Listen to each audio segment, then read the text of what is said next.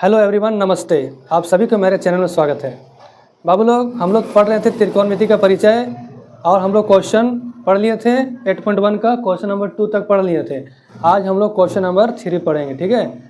3 पढ़ने से पहले क्या आप लोग बताइए कि आप लोगों को सब फार्मूला याद है कि नहीं। अगर नहीं याद है तो सारा फार्मूला को एक जगह लिख लीजिए, क्योंकि जब तक सारा फार्मूला सामने नहीं रहेगा तब तक ये क्वेश्चन नहीं बनेगा। कौन सा फार्मूला? पाइथागोरस का फार्मूला बताए थे आप लोग को, है ना। वो सब फार्मूला होना चाहिए। साइन थीटा बराबर क्या होता है लंब बटा कर्ण। कोस थीटा बराबर आधार बटा कर्ण। टेन थीटा बराबर लंब बटा आधार। ये सब फार्मूला होना चाहिए, उसके बाद बनेगा, ठीक है बाबू। तो चलिए देखते हैं इस क्वेश्चन को कैसे बनाएंगे। चलिए आइए। दिया है कि यदि साइन ए बराबर 3/4 है, यानी साइन ए बराबर 3/4 है, तो कोस ए और टेन ए का मान परिकलित कीजिए। मतलब कोस से टेन ए का मान निकालना है। बहुत ही इंपॉर्टेंट प्रश्न है। सबसे पहले कोई भी क्वेश्चन आएगा ना, तो सबसे पहले चित्र बना लेना, ठीक है। चलो चित्र बना लेते हैं, यानी समकोण त्रिभुज बना लेते हैं। और कोशिश करना कि यहाँ जो एंगल दिया रहेगा उसको यहाँ नीचे लिखना, ए बी यहाँ सी यहाँ, ठीक है। अब त्रिभुज अपना मन से माने हैं, अपना मन से माने तो यहाँ लिख लेना, ठीक है। माना कि ए बी सी एक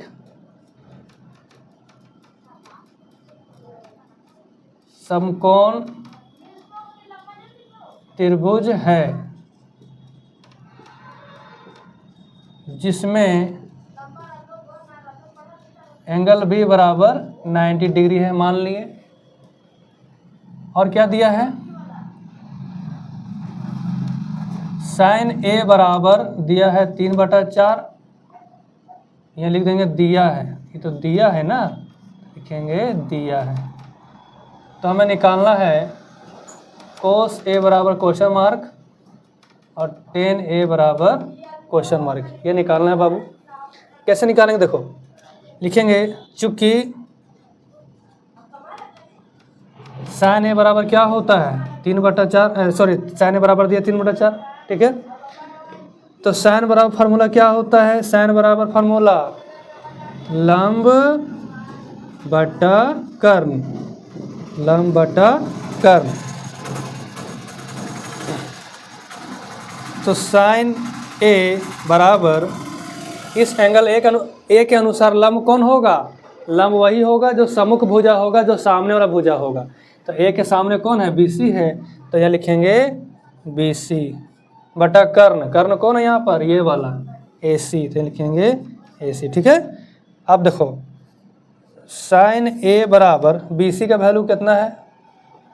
देखो यहाँ पर 3 दिया हुआ है, तो यहाँ हो जाएगा 3। AC कितना है यहाँ पर? 4 है, तो 4 लिख देंगे, ठीक।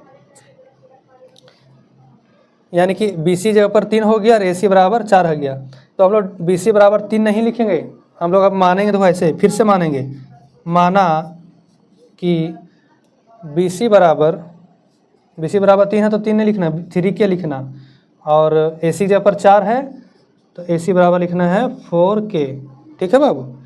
तो BC हो गया 3K। BC कितना हो गया? 3K और AC हो गया 4K। तो हमको क्या निकालना है? ये आधार निकालना है, आधार मतलब AB निकालना है। AB बराबर पता नहीं, ठीक है। तो AB कैसे निकालेंगे? पाइथागोरस प्रमेय से निकालेंगे। AB आधार है, इस त्रिभुज में आधार नीचे वाला होता है, ठीक है। तो पाइथागोरस प्रमेय लगा दो। पाइथागोरस प्रमेय से क्या निकालना है? आधार। तो आधार बराबर क्या होगा? अंडर रूट कर्ण का स्क्वायर माइनस लंब का स्क्वायर। तो यहाँ कर्ण कौन है? इधर AC। लंब कौन है? BC। BC लिख दिए। अब AC बोले बैठा दो, कितना AC? 4K, तो 4K लिख दिए, का स्क्वायर कर दिए। BC कितना है? 3K, तो 3K का स्क्वायर कर दिए। 4 का स्क्वायर कितना? 16 और के स्क्वायर का के स्क्वायर माइनस 3 का स्क्वायर यहाँ पर 9, के का स्क्वायर करेंगे तो के स्क्वायर। अब करो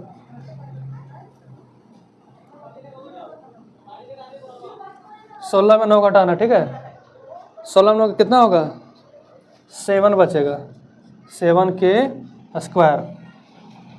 अब यहाँ पर 7 का वर्गमूल नहीं निकलता है तो ये √7 में ही रहेगा, √7 और के स्क्वायर है तो स्क्वायर से रूट कट जाएगा, ठीक है। तो स्क्वायर से रूट कट जाएगा तो ए बी बराबर हो गया √7 के। तो यहाँ लिख देंगे ए बी बराबर √7 के। इतना आप लोग पहले स्क्रीनशॉट ले लीजिए, उसके बाद फिर हम आगे बढ़ते हैं, ठीक है बाबू। इसको स्क्रीनशॉट ले लो।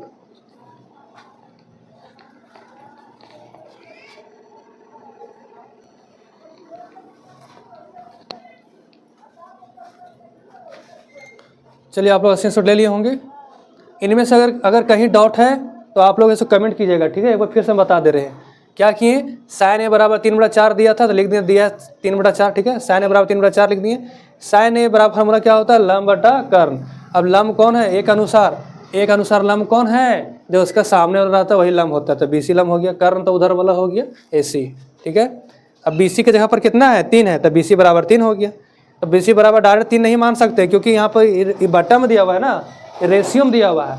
और रेशियो में डायरेक्ट ये 3 नहीं मान सकते। हो सकता है यहाँ पर 30 और 40 रहा होगा, जो कट छट के 3 और 4 आया है ना, इसलिए हम डायरेक्ट BC बराबर 3 नहीं मान सकते हैं। तो हम लोग क्या कर दिए, मान लिए कि यहाँ पर कोई नंबर होगा, कुछ होगा यहाँ पर, उसको हम K मान लिए।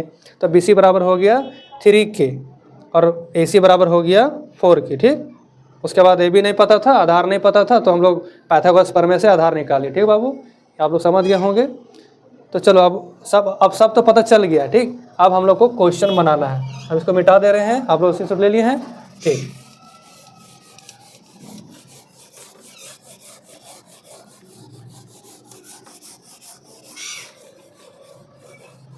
क्या प्रश्न, कोस ए निकालना है।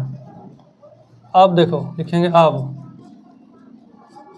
कोस ए निकालना है। तो कोस ए बराबर क्या होगा, कोस ए बराबर फार्मूला क्या होता है, कोस बराबर फार्मूला क्या होता है, आधार बटा कर्ण। अब आधार कौन है, पहले एंगल देखो, यहाँ ए है तो आधार कौन रहेगा, जो सटा हुआ भुजा है, संलग्न भुजा। तो सटा भुजा कौन है, AB। AC सटा हुआ लेकिन कर्ण है, कर्ण को नहीं लेना है, इल लेना है, ई वाला AB। तो यहाँ हो गया AB।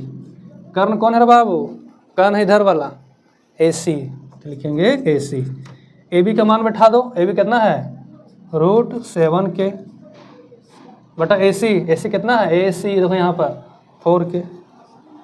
उसके बाद के काट देना तो कितना बचेगा, √7/4। तो एक आंसर हो गया, कोस ए का मान निकाल गया, ठीक है। अब निकालना है tan A का मान। तो tan A कैसे निकालेंगे, देखो tan A बराबर क्या होता है, tan A बराबर फार्मूला लिखो पहले, tan A बराबर लंब बटा आधार, ठीक है। अब लंब कौन है, एंगल देखो पहले, एंगल ए के अनुसार लंब कौन है, जो सामने रहेगा। ए के सामने कौन इधर बैठा हुआ है, ए के सामने इधर BC है, तो BC हो जाएगा लंब। और आधार कौन है, जो एंगल ए के अनुसार आधार कौन है, जो सटा हुआ है। कर्ण भी सटा हुआ है, कर्ण को नहीं लेना है, ठीक है। जो सटा हुआ कर्ण को छोड़ के वो कौन है, AB। तो लिखेंगे AB। अब वैल्यू बैठा दो, BC कितना रहा बाबू, BC 3K बैठा दिए। AB कितना है, AB √7K, ठीक है। अब के कट जाएगा ऊपर नीचे, सेम है, तो क्या आ गया 3/√7। तो ये हो गया tan A का मान इतना हो गया, ठीक है। tan A बराबर हो गया इतना, और ये हो गया कोस A, ठीक है बाबू। तो ये क्वेश्चन समाप्त हो गया। इसको आप लोग स्क्रीनशॉट ले लेंगे। और जो लोग अभी जुड़े हैं इस चैनल से, वो कृपया करके इसको पार्ट 1 से देखेंगे, शुरू से देखेंगे, क्योंकि जब तक शुरू से नहीं देखेंगे समझ में नहीं आएगा। बेसिक बहुत ज़रूरी है। और डायरेक्ट है तो सोचेंगे कि हम एक ही बार सीख जाएंगे तैरने के लिए, तो कहाँ से होगा। जब तक पानी में उतरेगा नहीं तब तक कैसे सीखेगा तैरने के लिए। इसलिए सबसे पहले बेसिक सीखो, पहले हाथ पैर चलाने सीखो, उसके बाद में तैरेगा। अब सोचेंगे एक ही बार डूब जाएंगे, एक ही बार कूद के हम सीधे समुद्र पार कर लेंगे, कैसे होगा, नहीं होगा। ये सबसे पहले बेसिक मजबूत होना चाहिए। और अगर आपको बेसिक मजबूत करना है तो इस चैप्टर का पार्ट 1 से देखेंगे, एकदम शुरू से लगातार देखते जाओ, तब समझ में आएगा। ठीक है बाबू? ठीक बाबू, आज के लिए इतना ही। फिर मिलेंगे आप लोग से अगले वीडियो में अगले क्वेश्चन के साथ। Thank you.